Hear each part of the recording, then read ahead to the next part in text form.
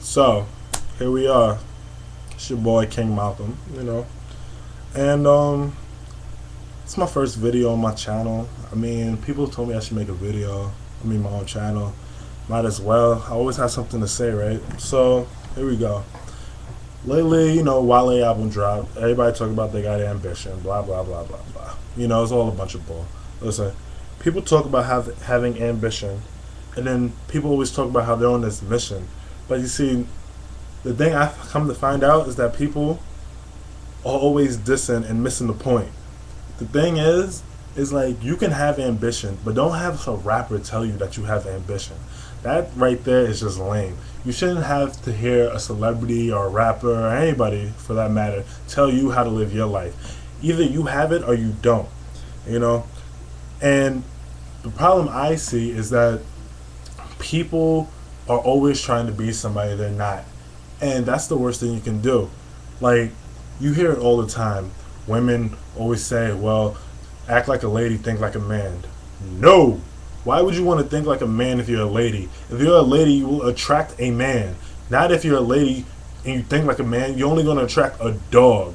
Why is that? Because you can't have the mentality of a man as well as being a lady. Because being a lady means you have a lady mentality. What I've noticed with this generation is that we become such a copycat society, and I honestly have noticed there's a lack of originality that comes from this generation. I mean, we can make all these cool little new social media websites, but who's going to create the next spaceship that takes us to the moon again? Who's going to take us to Mars? Who's going to find something out there that's life changing? Where are these people at? And when it comes me being a black male, a young black male, I'm almost 21. My birthday's in 2 weeks. That's a milestone. When I make it to 25, then I've made it. And I want to know is how come when I look into the black community, I don't see the next George Washington Carver, or I don't see the next Madam C.J. Walker, are all these other Mae Jamesons and whatnot. Where are these people at? Where are these black scholars and whatnot that will change our community? Because right now I'm just gonna sit here and I'll talk about our ambition. Where are we looking for? Martin Luther King been dead about 50 years now almost, and we still supposed to have our eye on the prize. We don't even know what the prize is. What? More teen pregnancies? More ratchet things to happen? More higher unemployment. We talk about how we don't have this, we don't have that, but we never go out and get it. But we will damn sure sit there and wait for them welfare checks and them unemployment checks to come through in the mail before we step our ass outside the house and actually do something about it. And I'm not even going to try to curse. I'm not trying to curse, I'm trying to keep it PG and whatnot. But I just want to know where these are at, where this is at.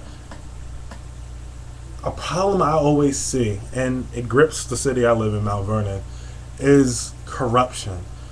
And we have a lot of corruption. And like my aunt says, crime does pay in the city of Mount Vernon. We have ignorant black people who will rather sit themselves at home and complain about how people are getting shot, how kids are running through other people's backyards getting shot in the back of their head, how they can't find a job, how the youth can't find anything to do in this city, and then sit there and when it comes time for election day, will not vote on change, will not vote to see things happen, but are the same exact people who always have something to say. That grinds my gears, and that pisses me off. Because you can't be about something and then don't do anything about it. That's wrong. And you're just contributing to the problem that's at hand by not doing anything about it. So you know what I'm going to do? I'm gonna take my black self down to these food pantries and these food shelters, and I'm gonna try to do something one step at a time. I'm gonna find friends and people who have money, who will put the money back into the community, instead of sitting here and wasting it on our communities that surround us, from New Rochelle to Yonkers to White Plains to the Bronx, where all the money that we make in Mount Vernon goes out to those communities. I have nothing against them, but sometimes you got to keep the money at home. It's the reason why Jewish communities are so profitable, because all the money lies within. It's the reason why Harlem back in the day used to be so profitable, because the money stayed within the community. And that's where you got your James Baldwins, your Langston Hughes, your Harlem Renaissance. Why? Because the money stayed within the community. And then the second you let outsiders come in and destroy that community, then that's when you have people pitting each other against themselves, from Jamaicans to Haitians, from light skins to brown skins to dark skinned people, who are all the same people. And that's a shame. And people, we actually need to do something about it instead of just talking about it, because we have way too much talk and not enough action. And that's a problem that will always be a part of the black community until we open our eyes up and realize that it's more than just having a nice jump shot and being able to have the flyest polos and all that. It's deeper than that. And when people finally open up and think about it, change will come. And it won't be in the form of Barack Obama.